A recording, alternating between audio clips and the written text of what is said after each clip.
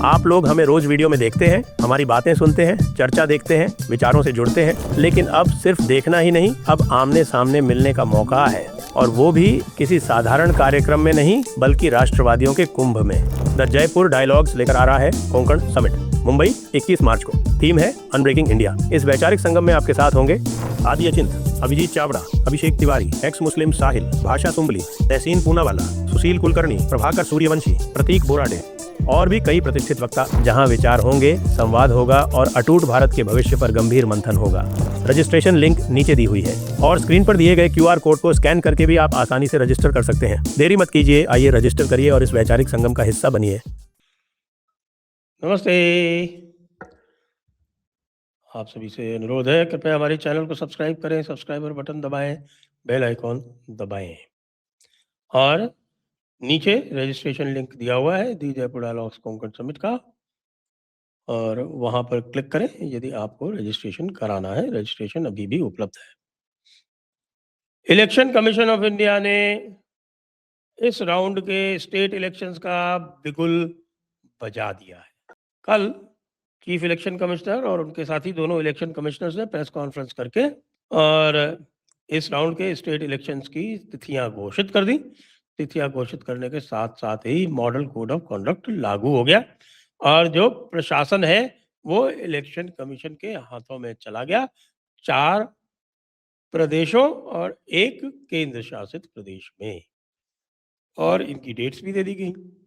सबसे पहले तो ये बता दें कि मतगणना है 4 मई को, तो रिजल्ट आने वाला है मई में। 4 मई को रिजल्ट आएगा।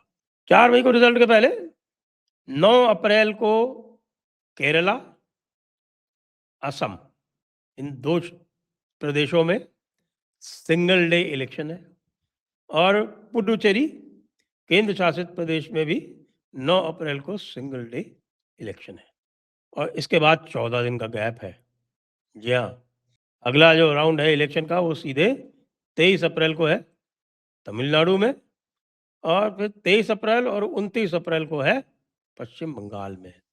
जरा कल्पना कीजिए, यही पश्चिम बंगाल था जहां पिछली बार 8 चरणों में इलेक्शन हुए थे, और 8 चरणों में इलेक्शन होने के बाद में फिर जो विरोधी पक्ष था तृणमूल कांग्रेस का, उसने यह कंप्लेंट की थी कि साहब कि इनके जो गुंडे हैं उनको इधर से उधर भेजने में इनको आसानी हो जाती है। अगर 8 चरणों में इलेक्शंस होते हैं तो जो पर बूथ गुंडा फोर्स है वो मल्टीप्लाई हो जाती है। तो इस समय 8 चरणों से घटा के 2 चरणों में करने से जो पर बूथ गुंडा फोर्स है वो पहले से 1/4 हो गई है। ये कैलकुलेशन बताया जा रहा है। तो चलिए, इलेक्शन तो हो गए।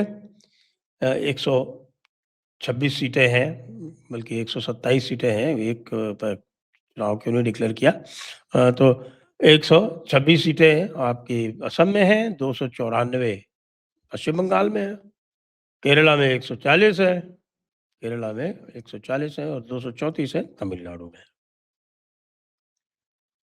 इसके बाद ही, तुरंत बाद ही इनका ओपिनियन पोल भी आ गया, और ओपिनियन पोल मैट्राइज ने ये ओपिनियन पोल दिया है, और मैट्राइज ने आज 3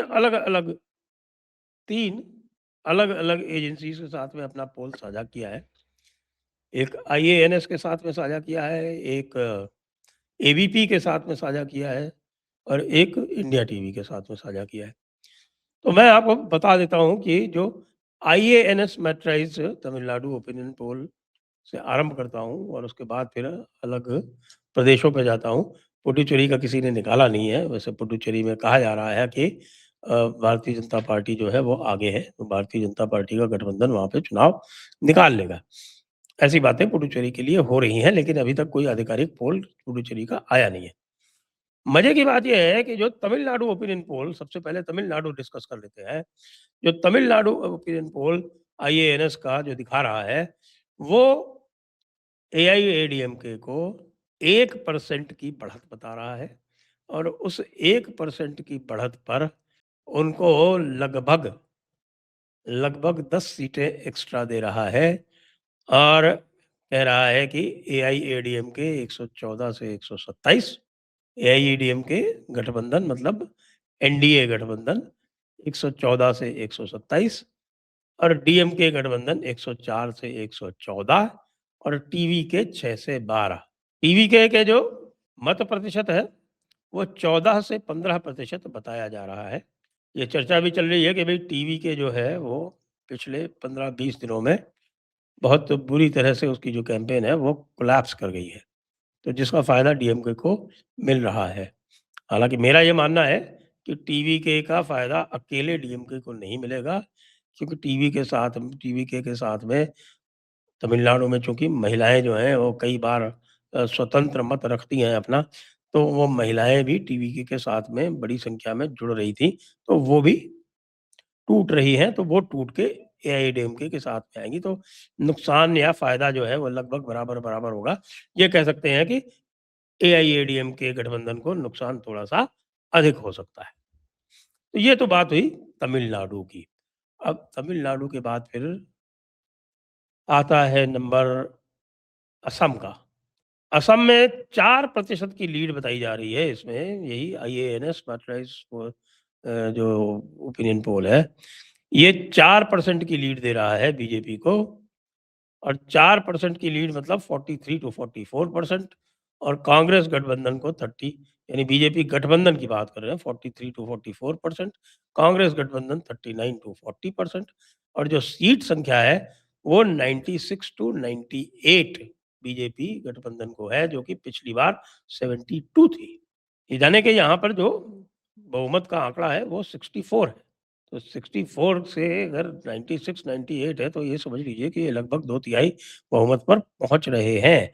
कांग्रेस गठबंधन 26 से 28 पिछली बार दोनों मिला के लगभग 50 पे थे और अदर्स पर 2 से 8। ये स्थिति है असम की।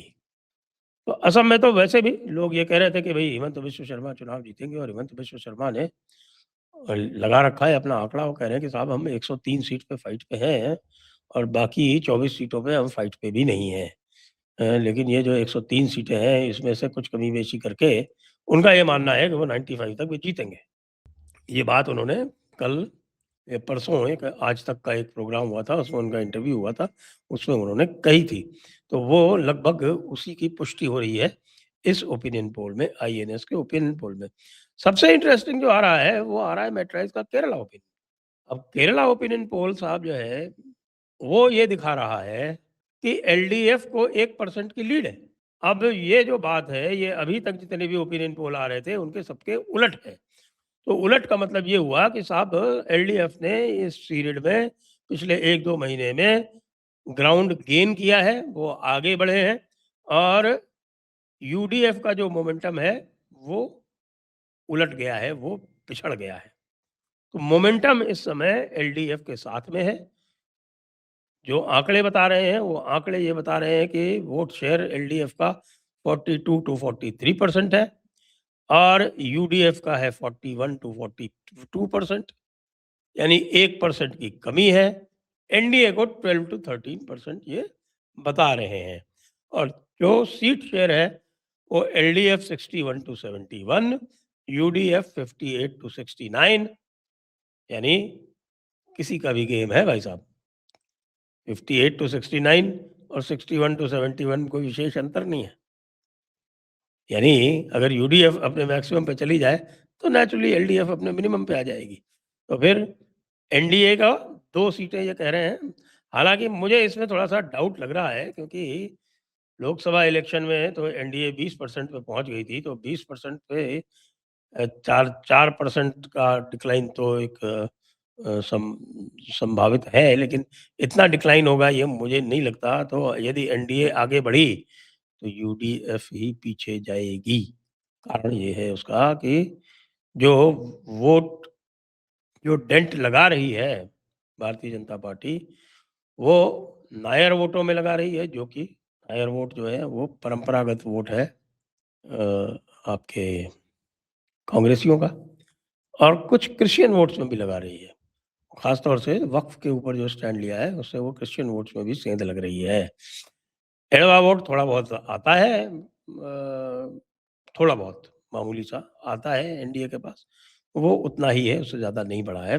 मैं मानता हूँ कि 16-17% इनके आएँगे और 16-17% अगर ये इनके जो बढ़ेंगे, वो एलडीएफ में से कम कटेंगे। एलडीएफ का 42 टू 43 को 1% कम करेंगे, लेकिन यूडीएफ का वो 2 से 3% कम करेंगे। और फिर इस हिसाब से तो फिर भाई एलडीएफ तीसरी बार लगातार सरकार बनाती दिख रही है। Bad news for Rahul Gandhi. Bad news for Rahul Gandhi, क्योंकि यही एक प्रदेश था जहाँ लग रहा था कि भई वो आगे बढ़ सकते हैं। लेकिन इतना सारा उन जातिवाद करने के बाद भी कुछ नहीं हुआ। पता नहीं वो कास्ट सेंसस करा के तो और भी स्थिति खराब हो जानी है, ऐसा लग रहा है। और अब आते हैं दी बिग स्टेट, यानी पश्चिम बंगाल। पश्चिम बंगाल में इस ओपिनियन पोल में भारतीय जनता पार्टी के लिए अच्छा समाचार नहीं है, क्योंकि यहाँ पर शुद्ध 2% की लीड है टीएमसी के पास में। टीएमसी 43 टू 45% है, एनडीए 41 टू 43% है। हालांकि इसमें एनडीए को 2% का एडवांटेज है पिछली बार से, but that is not enough.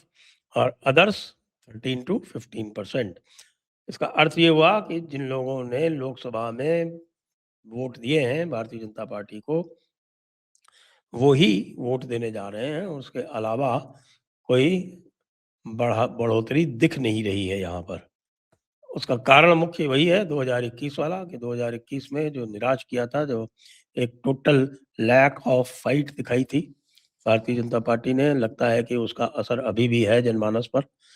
और इसलिए जो प्रोजेक्शन दिखाया जा रहा है वो प्रोजेक्शन है टीएमसी 155 टू 170 और NDA 100 to 115 and others to 5 to 7। यानी है अभी भी ये 2 हॉर्स रेस, इसमें कोई तीसरा नहीं है। यानी कांग्रेस और लेफ्ट जो है वो पिछले 4 चुनावों के तरह ही, यानी 2018 से 2019 के जो लोकसभा चुनाव से जो पैटर्न शुरू हुआ और फिर वो कायम रहा 21 में, फिर 24 में। तो इन 3 चुनावों में जो पैटर्न है उसी के अनुसार लेफ्ट और कांग्रेस जो है यहाँ पर शून्य प्राय ही रहने वाली हैं। तो ये अब ओपिनियन पोल्स आ गए हैं, आप लोग इस पर अपनी टिप्पणी दें कि आप क्या सोचते हैं। मुझको कुछ लोगों ने कहा कि भई नहीं, पश्चिम बंगाल का गलत हो सकता है, तो इसी तरह से कुछ लोगों ने ये भी कहा कि साहब केरला का भी ठीक नहीं है। कुछ लोगों ने कहा तमिलनाडु में तो भाई एनडीए स्वीप कर रही है, इत्यादि, इत्यादि अलग-अलग मत आ रहे हैं। आप लोग भी अपना मत कमेंट्स में बताइए हमें, जिससे हम फ़िल्टर कर सकें और जो जहाँ के हैं, वो वहाँ का ही अपना मत बताएँ। बता भी दें, साथ में ये भी लिखें वो कहाँ से हैं, तो जिससे हमें आगे इसको चार्ट आउट करने में और इसको फिक्स करने में और एक निश्चित दिशा में ले जाने में सहायता मिलेगी। जय हिंद, जय भारत, वंदे मातरम।